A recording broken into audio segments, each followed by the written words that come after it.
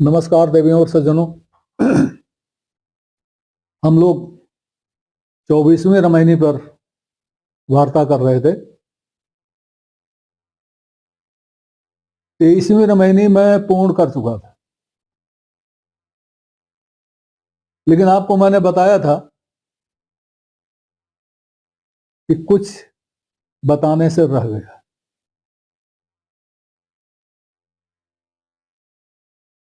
हमने आपको 23वीं रामायणी का जो अर्थ बताया, जो व्याख्या आपके सामने प्रस्तुत की, बड़ी गंभीरता से प्रस्तुत की और आपने उसे बड़ी गंभीरता से सुना। लेकिन वास्तव में मैंने किया क्या? मैंने व्याख्या नहीं की, मैंने घास काटा।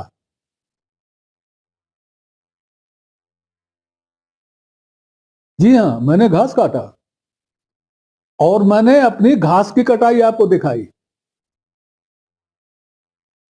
कबीर जैसे संतों की वाणी की व्याख्या करते समय, अर्थ लगाते समय इसी तरह लोग घास काटते हैं। और ऐसा नहीं है मैंने तो जानबूझ के घास काटा, लेकिन जो घास काटते हैं वो यह समझते हैं कि वो बड़ी सही व्याख्या कर रहे हैं।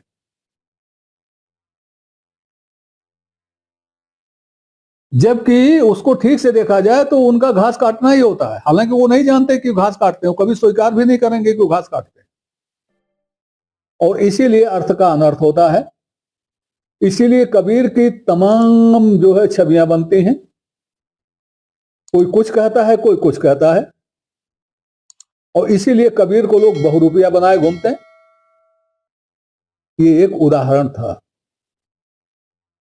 मैंने आपको जो व्याख्या बताई, जो अर्थ बताया, वह अभिधा से वो अर्थ निकलता है, और अभिधा से भी निकलता नहीं निकलता। हमने घास काटी इस तरह से कि हम काव्य की या अभिव्यक्त की लक्षणा और व्यंजना शक्तियों को भूल गए। हम शब्दों के अर्थ भी भूल गए उस प्रवाह में, और हम कहने वाले को भी भूल गए कि यह किसकी वाणी है। हम अवसर भी भूल गए, किस अवसर पे कही जा रही है। हम संदर्भ भूल गए, हर चीज भूल गए। जब शब्दार्थ तक हमें याद नहीं रहा प्रवाह में, तो बाकी चीजें याद रहेंगी, और फिर क्या होगा? वही घास कटेगी। घास कट गई। अब देखिए, फिर से शुरू करते हैं। पंक्तियां वही हैं, शब्द वही हैं, फिर से शुरू करते हैं। अनिल झूठ झूठ दिन धावे आशा, अंध दुर्गंध सह दुख त्रासा। इसमें सिवाय इसके कि अनिल का मानवीकरण कर दिया गया, वायु का, और कोई ऐसा खास नहीं है। सब शब्दार्थी है। दूसरी पंक्ति में एक त्रिसावंत दूसरे रब तपई, दह दिस ज्वाला चौदिस जरई। यह भी मानवीकरण ही है। हम समझते हैं कि अनिल जल रहा है धूप में। अब अनिल बताएगा ना कि वो जल भी रहा है कि नहीं जल रहा है। तो यह केवल जो है कबीर की अभिव्यक्ति है, उनका काव्य कौशल है, काव्यात्मकता है, मानवीकरण है। एक बिंब वो उकेर रहे हैं। वो बिंब किस लिए उकेर रहे हैं? अपना काव्य कौशल दिखाने के लिए नहीं, हमको अपनी बात समझाने के लिए। कर सन्मुख जब ज्ञान विचारी, सन्मुख परिया अगिन मझारी, गछत गछत तब आगे आया, बिन बित उन्मान धिबुआ एक पावा। अब यहां से मामला गंभीर होता गया। मैंने आपको गछत गछत का अर्थ बताया। गछत गछत की जगह चलत चलत भी किया जा सकता था, लेकिन गछत गछत किया गया, विशेष अभिप्राय से किया गया। तो गछत गछत का अर्थ चलता चलता कर देंगे या समझ लेंगे तो अभिधेयार्थ हो जाएगा। लेकिन गछत गछत का जब असली अर्थ समझेंगे तो लक्षणा आ जाएगी। तो गछत गछत तब आगे आया आवा, बित उन्मान ढिबुआ एक पावा।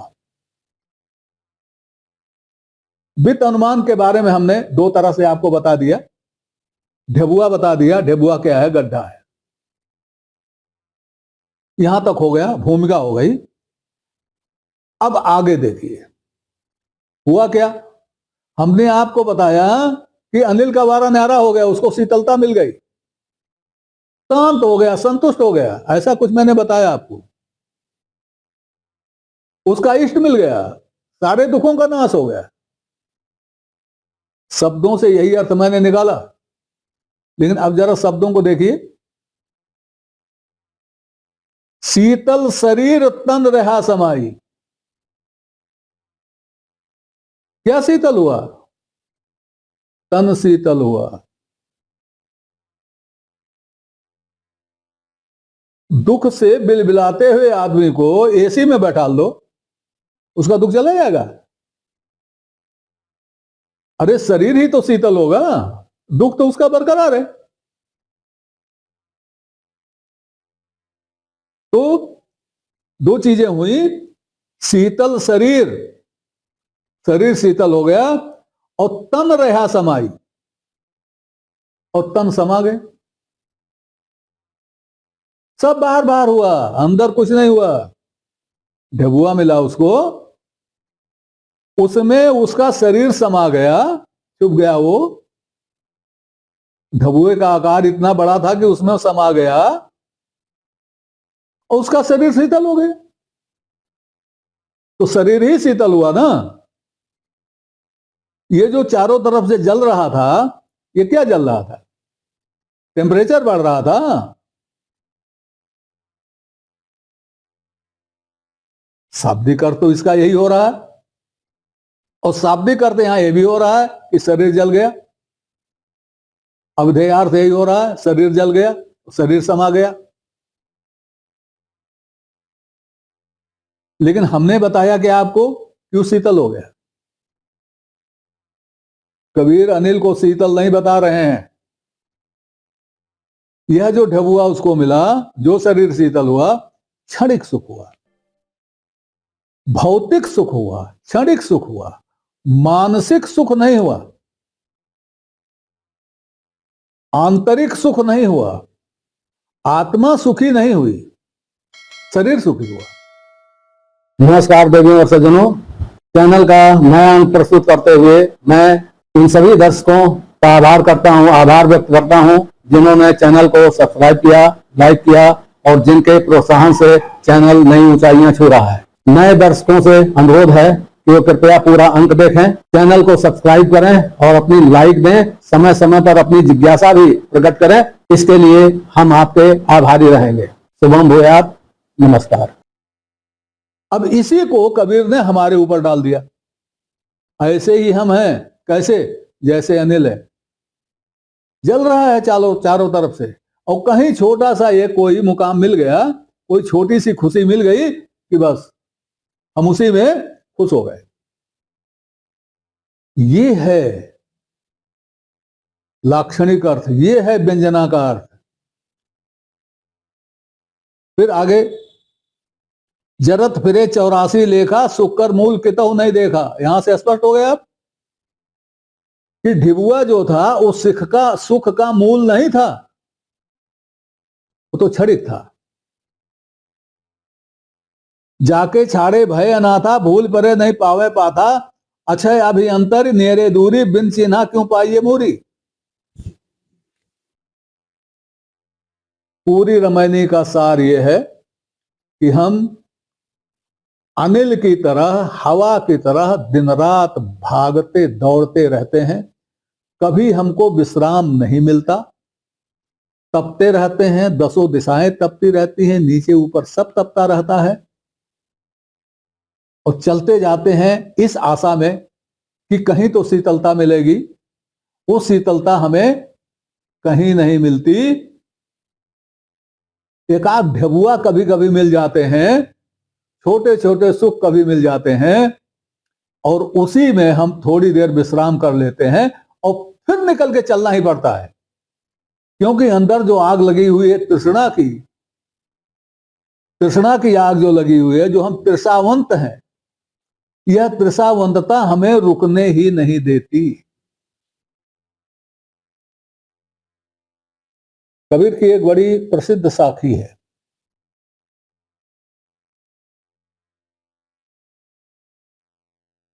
सब जग जरता देखिया अपनी अपनी आग।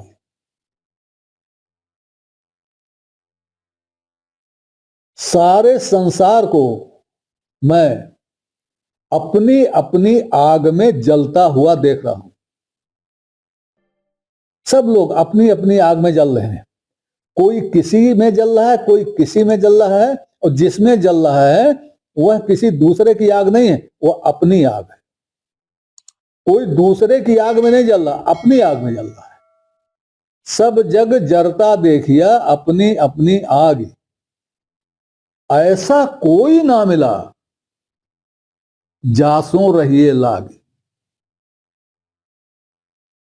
आग लगने पर मनुष्य क्या करता है? भागता है, ऐसे को पकड़ना चाहता है, ऐसे के लगना चाहता है, ऐसे के पास पहुंचना चाहता है जो उसे शीतल कर दे। ये स्वाभाविक है। तो सब जग जरदा देखिया अपनी अपनी आग, ऐसा कोई ना मिला जासों रहिए लाग। ऐसा कोई मिला ही नहीं जिससे लग करके ठंडक प्राप्त हो, क्योंकि सब जग जरता देखिया, सब तो अपनी अपनी आग में जल रहे हैं। किससे लोग? अनिल क्या करे? पहले ही कह दिया कबीर ने, चारों दिशाओं और दसों दिशाओं में जल रहा है। चारों दिशाएं जला रही हैं उसको, और दसों दिशाएं जला रही हैं। ये दह दिश और चहुदिश, ये दोनों दिशियां, दोनों दिशाएं क्या हैं? चार दिशाएं होती हैं, 10 दिशाएं भी होती हैं, त्रियक और ऊपर नीचे कर लीजिए। तो 10 में 4 शामिल हैं, तो 4 और 10 कहने का मतलब क्या है? इसका मतलब कि 4 कोई अलग कैटेगरी है दिशाओं की, और 10 कोई अलग कैटेगरी है दिशाओं की। 4 दिशाएं जल रही हैं चारों तरफ से। अब ऊपर नीचे जले न जले फर्क क्या पड़ता है? त्रियक जले न जले फर्क क्या पड़ता है? वो तो सब हो ही गया, 4 दिशाओं में सब हो गया, जलने की जहां तक बात है। रिजल्ट 10 दिशाओं वाला मिल गया, तो ये 10 दिशा अलग से क्यों कही जा रही है? ये 10 दिशाएं संभवतः शरीर के वे छिद्र हैं जहां से अग्नि प्रवेश कर रही है या जहां से अग्नि निकल रही है।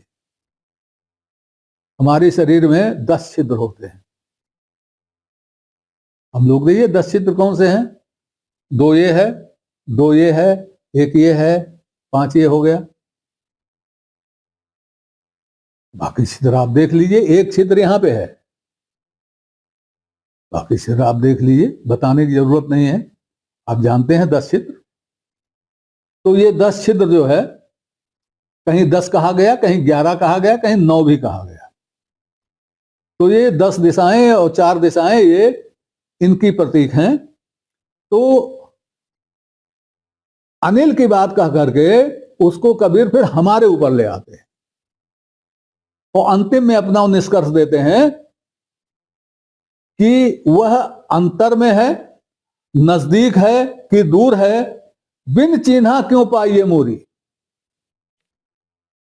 इसका तत्वतः ज्ञान, इसका मूल ज्ञान बिना चिन्हे कैसे मिलेगा? ढबुआ में नहीं मिलेगा। ढबुआ तो जगत की निशानी है, सुख दुख सुख दुख सुख दुख। वो तो परमानंद में रम रहा है,